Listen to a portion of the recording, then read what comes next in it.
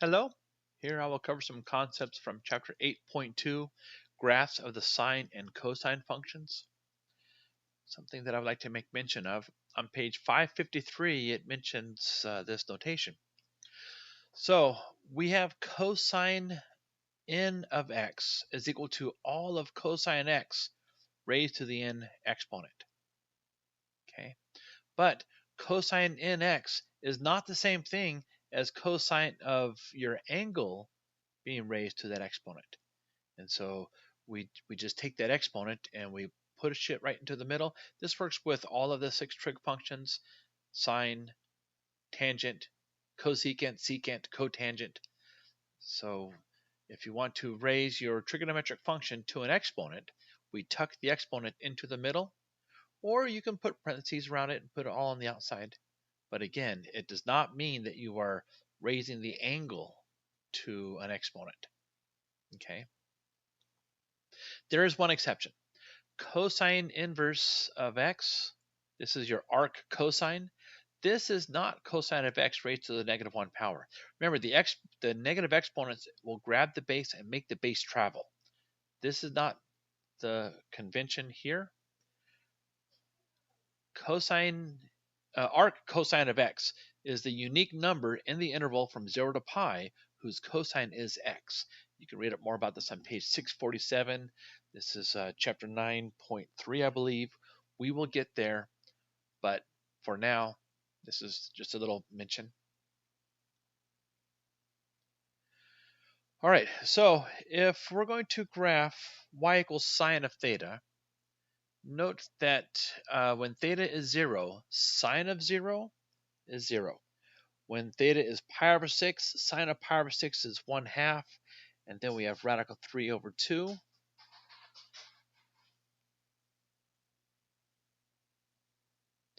Okay, sine of 1/2 is 1, and the sine of 2 pi over 3 is radical 3 over 2. Sine of 5 pi over 6 is 1/2, and sine of pi is going to be 0. And we've done this previously. Sine of 7 pi over 6, this is going to be negative 1/2, negative root 3 over 2. This will be negative 1, and then back again, negative root 3 over 2, negative 1/2, and 0. Okay, we can plot all of these points on these axes. Now, the horizontal axis, you label it how you like. The vertical axis, you label it how you like. And the intervals, you label them how you would like. And so when now we can plot all of these points, and we see that when theta is 0, sine of theta is 0. And we're saying that sine of theta is equal to your y value.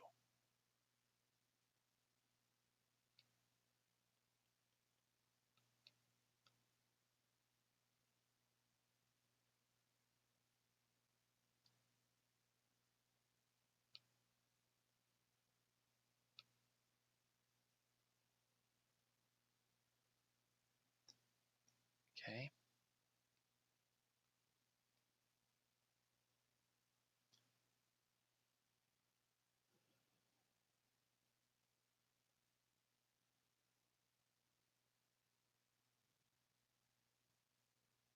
And then when theta is, I'll jump up here, when theta is pi over 2, y is 1.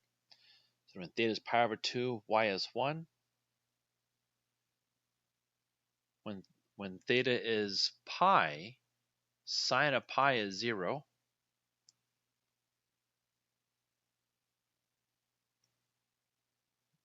When pi is 3 pi over 2, sine of 3 pi over 2 is negative 1.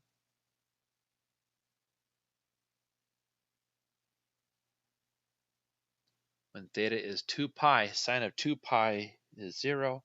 And we're going to have this pattern going on. And it also goes negatively as well. Sine of negative pi over 2 is negative 1. Sine of negative pi is 0. And if you add in all of these other values, 1/2 is 0.5, radical 3 over 2 is 0.8660. what you will get is this curve pattern. Curve up, curve down.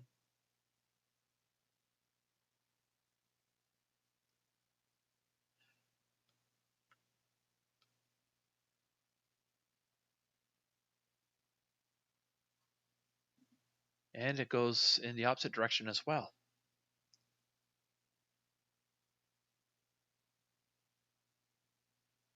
So that this is the graph of y equals sine of theta.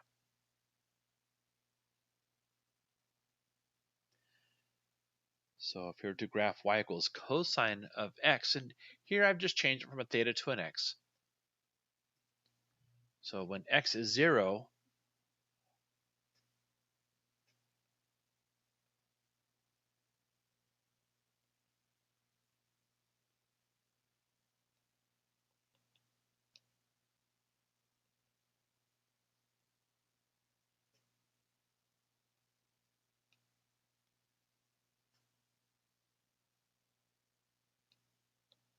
so that when x is 0, cosine of 0 is 1. When x is pi over 6, cosine of pi over 6 is radical 3 over 2. And then this would be 1 half, 0, 1 half, radical 3 over 2. And these are negatives because cosine is negative in quadrant 2.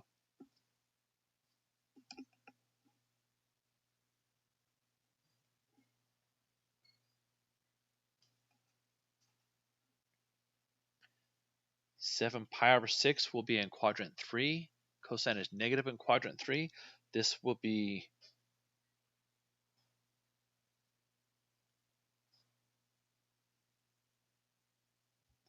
okay. We've done these 30, 60, 90 triangles previous videos. When x is 7 pi over 6, this reference angle is 30 degrees. Cosine of that would be, the magnitude is radical 3 over 2. That you're in quadrant 3 makes this a negative. When x is 4 pi over 3, cosine of 4 pi over 3 is negative 1 half. When x is 3 pi over 2, cosine of 3 pi over 2 is 0. And then now we're into quadrant 4. Quadrant 4, cosine is positive. So this will be positive 1 half, positive radical 3 over 2. And 2 pi, the circle has been complete. 2 pi is the same thing as 0 radians. Cosine of 0 is 1. Cosine of 2 pi is 1. And then we can plot these points on our graph. Now, so here I'm saying y is equal to cosine of x. So my vertical axis, I'm labeling it as a y. Now my horizontal axis is an x. That's fine. Label your horizontal axis with an x. Arrows on your axes as these graphs go forever. And then now what we're going to, now we see that when x is 0, y is 1. So that point will be on our graph. When x is pi over 2, cosine of pi over 2 is 0. You see that up here. When x is pi, cosine of pi is negative 1. And we're going to have the same pattern as we did before. Your graph of your cosine is the graph of your sine, just with a phase shift of pi over 2. And we will cover that in the next section. 8.3, we will do the phase shifts and the amplitudes, the period. This section, we're just introducing the graph of sine and the graph of cosine. And a little bit more than just that.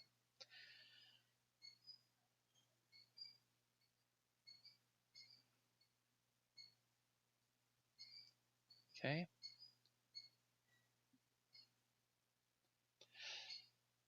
So for page 554, numbers 1 through 8, this says specify the period and amplitude for each function.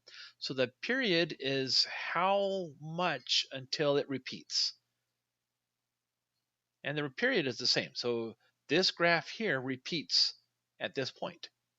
And it repeats at this point. And it repeats here. This is a periodic graph. And so it repeats at the same parts at a certain width, if you may, a domain. What can x be? And so the period is when it repeats. So this period is 2 pi.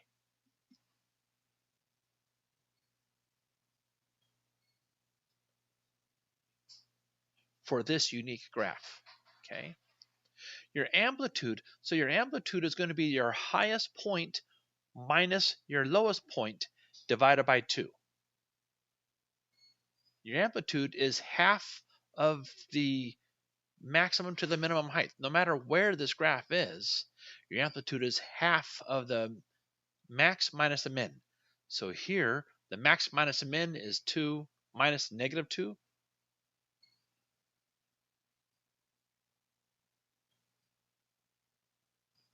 So we have 2 minus a negative 2 divided by 2. You can always add the opposite since it's 4 over 2. So your amplitude is going to be 2. Half of the height, if you may.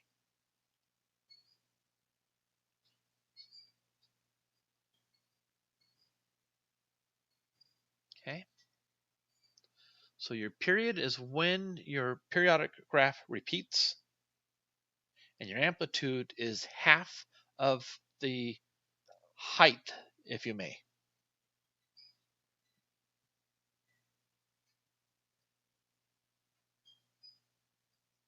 Okay, number 4, what's the period of this graph? Where does it repeat? Well, an easy way is to count the simple numbers, if you may. This one, it looks like it's a minimum of 4, minimum of 12. Okay, so the period looks like it's 8. You can go from the maximum of 0, maximum of 8. That's where it repeats. The period is 8. Okay, if you have computer skills, whatever these two values are, but so this period is 8. That's when the period repeats. The period is 8. That's when the periodic function repeats. So this period is 8.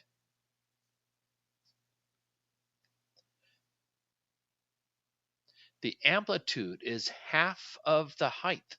And so this goes up to a positive 3, down to a negative 3. This vertical distance is 6. So your amplitude is 3.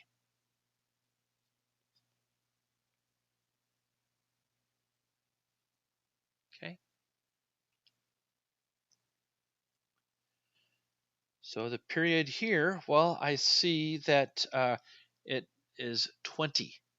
20 is the period. That's when it repeats. 20 units, whatever these units are, 20 units. Or down to here, negative 5 to positive 15 is still 20 units. So this period is 20. And your amplitude is going to be half of your height, if you may. So this goes from a negative 5 to a negative 15. This height is 10. So the amplitude is 5. Okay. Again, your amplitude is going to be the maximum value minus the minimum value divided by 2. So if we have 5 minus negative 15, and it's going to be the absolute value. You're not going to have negatives for your amplitude. So we have negative 5 minus 15. That's negative 20 divided by 2. I'm sorry.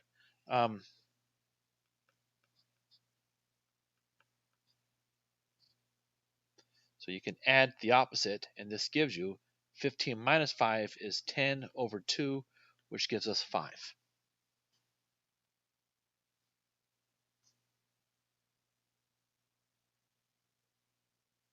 Okay. This one is a bit more challenging, but so your period, how often does it repeat? Your period is 1.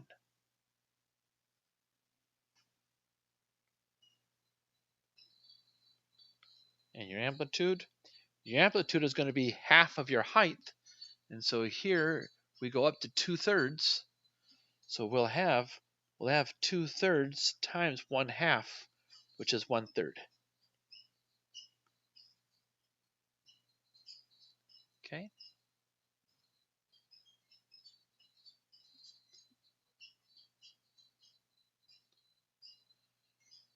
Thank you very much. Please go to tutoring.